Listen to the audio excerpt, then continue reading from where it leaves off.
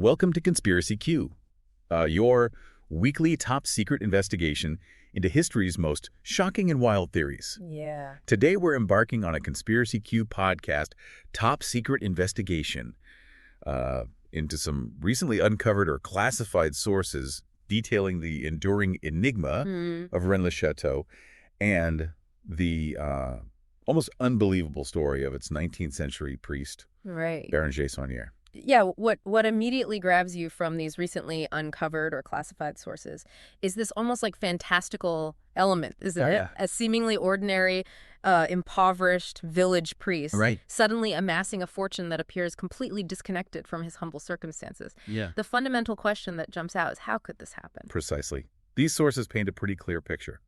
Saunière arrives in Rennes-Le-Château in 1885, Right. a poor clergyman Yeah. in a poor village with a church literally falling apart around him. Yeah. Then just a few years later, around 1891, it's like a switch flips.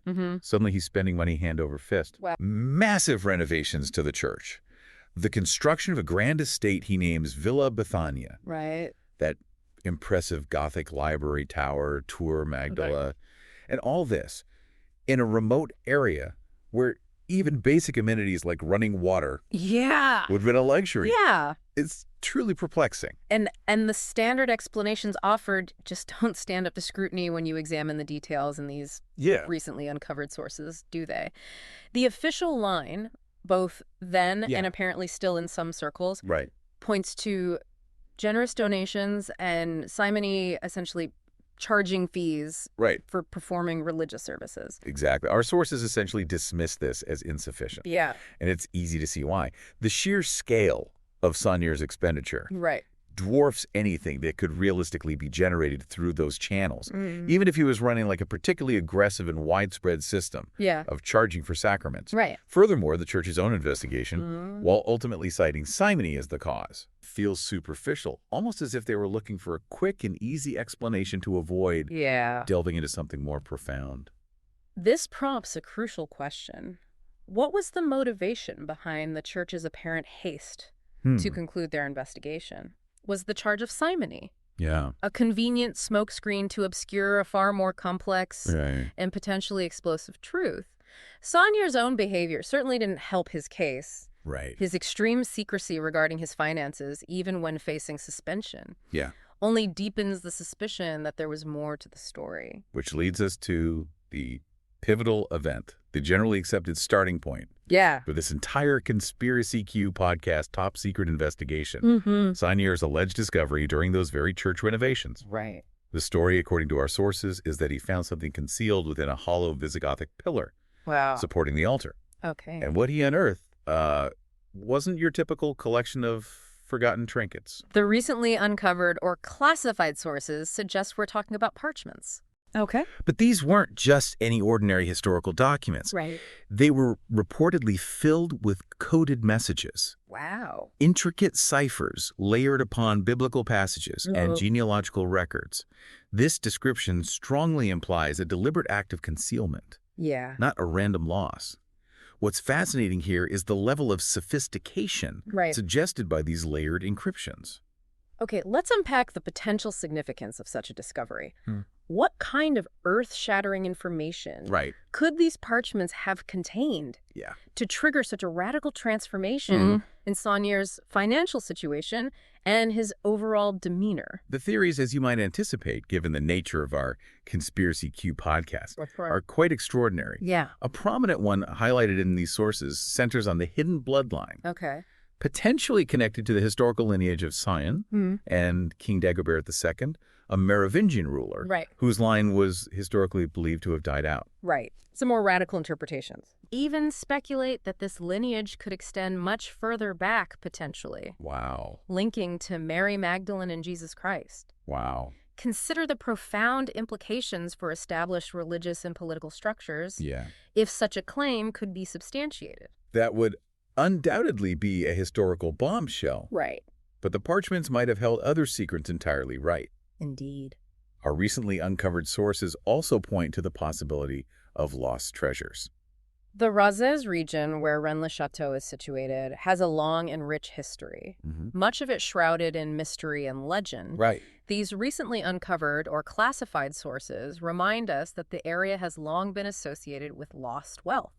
Theories abound suggesting the parchments could have provided clues to the location of the legendary treasure of the Knights Templar, which famously vanished after their sudden and brutal suppression. Others point to the Visigoths, who also held considerable wealth and had a significant presence in this region. And perhaps most intriguingly, there's the enduring speculation about relics from the Temple of Jerusalem, having been spirited away to this area centuries ago for safekeeping. So we're potentially talking about religious artifacts of immense historical and spiritual significance, vast amounts of lost riches, or even tangible proof of a secret royal lineage. And our sources also make reference to arcane secrets. What could that possibly entail? This is where the Conspiracy Q podcast Top Secret Investigation takes an even more intriguing turn, venturing into more speculative territory. Arcane secrets could refer to forbidden knowledge of an alchemical nature, perhaps secrets related to the transmutation of base metals or even the elusive pursuit of immortality. Alternatively, it could involve spiritual knowledge deemed too powerful or subversive by mainstream religious authorities. The range of possibilities, as our sources suggest, is considerable and frankly quite captivating. And then there's Sauniere's rather mysterious trip to Paris. Apparently, as detailed in these recently uncovered documents, he traveled there, ostensibly to have these parchments deciphered consulting with experts at the Church of Saint-Sulpice. Saint-Sulpice in Paris. That name sounds familiar. It should. Saint-Sulpice in Paris is a church with its own intriguing history and a fair amount of esoteric symbolism associated with it. It has even been linked to the Nicolas Poussin painting that we'll delve into later in this Conspiracy Q podcast Top Secret Investigation. Sauniere's return from Paris marks a significant shift. He comes back to Rennes-Le-Château not only with substantial financial resources, but also with a noticeably altered demeanor. This strongly suggests that he made contact with powerful and likely secretive individuals or groups during his time there. The question remains, who were these people? Were they representatives of clandestine societies? Wealthy financiers who understood the potential value of his discoveries? Or perhaps even figures within the higher echelons of the church hierarchy, seeking to control the narrative surrounding his findings? So the discovery of these parchments appears to be the spark that ignited the enduring mystery of Rennes-Le-Château, a mystery we're determined to unravel here on Conspiracy Q. But our sources go on to argue that Sauniere didn't simply use his newfound wealth for personal indulgence. He deliberately transformed his church itself into a complex coded message. This is where the details from our recently uncovered or classified sources become particularly compelling. Take, for instance, the statue of Asmodeus positioned at the entrance. Here we have a figure traditionally associated with demons' secrets and hidden treasures, placed right at the threshold of a holy place, acting as a support for the holy water stoup. Above it, the inscription, Par ce signe tu le vaincras, by this sign you will conquer him. While it's a standard biblical quote, its placement in this specific context, as highlighted by our sources, feels intentionally provocative. Is it a warning to those who might seek to uncover the church's true secrets? Or, as some interpretations suggest, is it an ironic statement, implying that the devil guards a more profound truth that lies beyond conventional religious understanding? And then above the main entrance to the church, the rather striking inscription, Terribilis est locus iste. This place is terrible. Again, it's a biblical quote, but within the context of Sauniere's unusual activities and his potential discoveries, it takes on a fascinating duality of meaning, as our sources point out. Terrible for whom? For those who might attempt to expose the secrets he guarded so closely. Or perhaps terrible in its older sense, evoking a feeling of awe and reverence for something powerful and perhaps dangerous. Precisely the inherent ambiguity of the phrase, as emphasized in these recently uncovered documents, contributes to the pervasive sense that something of great significance, something perhaps even perilous, resided within those walls. Then when you examine the Stations of the Cross inside the church, as our sources meticulously detail, you find a series of anomalies that deviate significantly from traditional depictions. The depiction of a man in Scottish plaid carrying Christ in the 8th station is a detail that always stands out as particularly jarring. It seems so out of place in a traditional religious scene. What possible symbolism could it hold? Could it represent a specific individual known to Saunière? Or perhaps a coded reference to a particular group or historical event? Somehow connected to his discoveries, as our sources speculate. And Station 14th, depicting the entombment of Christ, is also quite unusual when compared to standard representations. As our recently uncovered sources highlight, it's portrayed at night within a cave with the moon clearly visible in the sky. Some researchers, as our sources note, interpret this as hinting at secrecy, perhaps suggesting that the burial was not a final resting place, or that the body was subsequently moved or hidden. There are even more unconventional claims mentioned in some of our source materials, suggesting subtle details within certain stations that might allude to pregnancy or children further fueling the more controversial bloodline theories that we discussed earlier in this Conspiracy Q podcast, Top Secret Investigation. And we certainly can't overlook the prominent dedication of the church to Mary Magdalene. Her statue occupies a place of honor within the church. And Saunière even named his library tower Tour Magdala. Given the persistent theories linking Mary Magdalene to a potential bloodline with Jesus' this dedication, as our sources underscore, seems far too deliberate to be mere coincidence. Absolutely. It strongly reinforces the notion that Saunière's central secret was deeply intertwined with the historical role and potential legacy of Mary Magdalene. And let's not forget the altar painting depicting Mary Magdalene kneeling in a cave. Our recently uncovered sources draw attention to the sprouting seedling depicted nearby, a potent symbol of new life lineage, and perhaps the metaphorical resurrection of a long hidden truth. The presence of a skull at her feet is also an intriguing detail, potentially linking to Golgotha, but also carrying alchemical symbolism associated with transformation and the cycle of life and death. So Rennes-Le-Château, as revealed by our Conspiracy Q podcast Top Secret Investigation into these sources, appears to be this incredible focal point, drawing together all sorts of historical mysteries and hushed whispers of secret societies. It's as if all these disparate threads of history and legend converge in this one seemingly unassuming French village. That's a crucial observation. The narrative surrounding Rennes-Le-Château, as these recently uncovered or classified sources demonstrate, doesn't exist in isolation. You have the documented historical presence of the Knights Templar in the Languedoc region.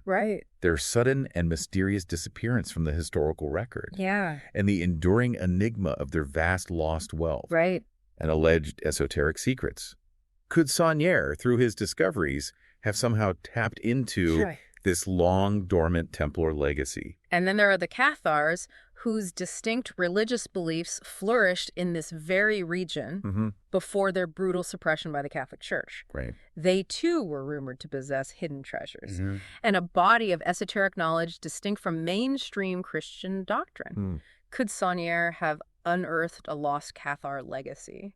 Perhaps even a surviving lineage or hidden texts, as some of our sources propose. The Merovingians represent another vital piece of this complex puzzle. As highlighted in our recently uncovered documents, their historical ties to the area are undeniable. And they occupy a central role in many bloodline conspiracy theories, particularly through the figure of King Dagobert II. Rennes-Le-Château itself sits within a region steeped in Merovingian history and local legends. The idea that Saunière's discoveries somehow related to a surviving Merovingian lineage or a hidden truth about their history is a recurring theme in our sources. And it's fascinating how even the art world becomes entangled in this mystery, particularly with Nicolas Pousson's enigmatic painting.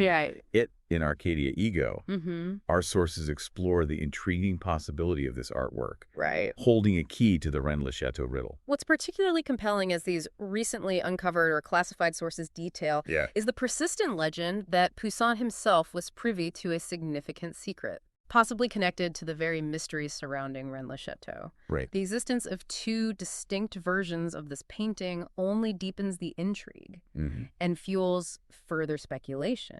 Sauniere's known possession of a reproduction of this very painting adds another layer to the puzzle. The claim that the landscape depicted in the painting remarkably matches the topography of the area around Rennes-Le-Château suggests the tantalizing possibility that it could be a coded map or a symbolic representation of a hidden truth.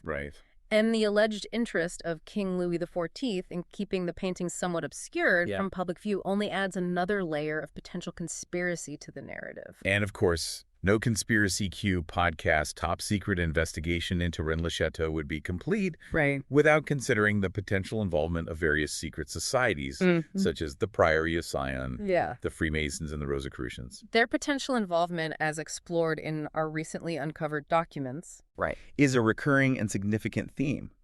These types of groups are often associated with the long-term preservation of hidden knowledge and esoteric traditions across centuries. While the historical claims surrounding the Priory of Sion have been largely debunked as an elaborate hoax orchestrated by Pierre Plantard, it nonetheless raises an important question, as our sources point out. Could this very hoax itself have served as a deliberate act of misdirection, intended to obscure genuine underlying secrets and connections to other, perhaps less publicized groups, like the Freemasons or the Rosicrucians? It's like a vast, intricate puzzle box with layer upon layer of potential deception and hidden compartments. And the strange fates of those who appeared to get too close to uncovering the truth only seem to reinforce the idea that something of profound significance was being actively protected. The suspicious circumstances surrounding Sauniere's final days, as detailed in these recently uncovered or classified sources, are certainly deeply unsettling. His open defiance of church authority, his cryptic pronouncements regarding the true nature of his wealth, and then his sudden and convenient death, attributed to a stroke, they say, immediately after allegedly vowing to reveal the full extent of his secrets, and the reported deathbed confession, so shocking that the attending priest refused him absolution, is a detail that sends a shiver down the spine. And then there's Marie Denarnaud, Sauniere's loyal housekeeper, who inherited his entire estate, despite the potential for immense wealth. She reportedly lived a remarkably frugal life. She, too, allegedly promised to eventually reveal the long-held secret, only to die suddenly herself, after destroying all of Sauniere's personal papers. It's a disturbing pattern that's difficult to dismiss as mere coincidence, as our forces emphasize. Indeed. And the numerous rumors and anecdotal accounts highlighted in our recently uncovered documents of disappearing witnesses, researchers experiencing strange accidents, receiving ominous warnings, and having their research notes mysteriously vanish, all contribute to this pervasive sense of a deliberate and ongoing cover-up. Even the prevalent hoax narrative itself. The widely accepted idea that the entire Rennes-Le-Château mystery is nothing more than an elaborate fabrication could very well be the most effective tool in obscuring a genuine underlying secret.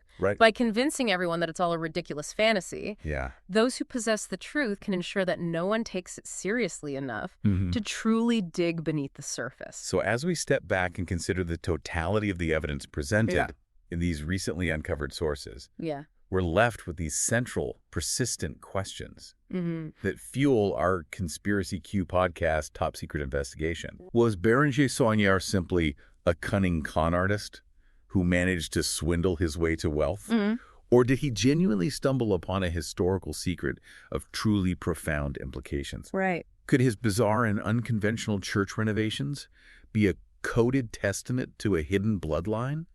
that could rewrite history, the location of lost treasures, of unimaginable value or forbidden knowledge that powerful forces have sought to suppress for centuries. The enduring and unresolved nature of this mystery is precisely what continues to captivate and intrigue. The sheer number of unanswered questions, the intricate layers of potential deception and deliberate obfuscation, it all strongly suggests that there is far more to this story than meets the casual observer's eye. So considering all the interconnected threads we've explored in this Conspiracy Q podcast, Top Secret Investigation, the sudden inexplicable wealth, the cryptic parchments and their potential contents, the strange and symbolic elements within the church, the myriad historical connections and the suspicious and untimely deaths of key individuals, what do you, our listeners, think is the most plausible explanation for the enduring enigma of Rennes-Le-Château? Is it all merely smoke and mirrors? A carefully constructed fantasy built upon speculation and misinterpretation? Or is there a core of truth, however distorted and obscured by the passage of time and deliberate manipulation that powerful forces have sought to keep hidden from the world for centuries? We encourage you to continue this top secret investigation with us. Share your theories and help us uncover the truth by rating and following Conspiracy Q.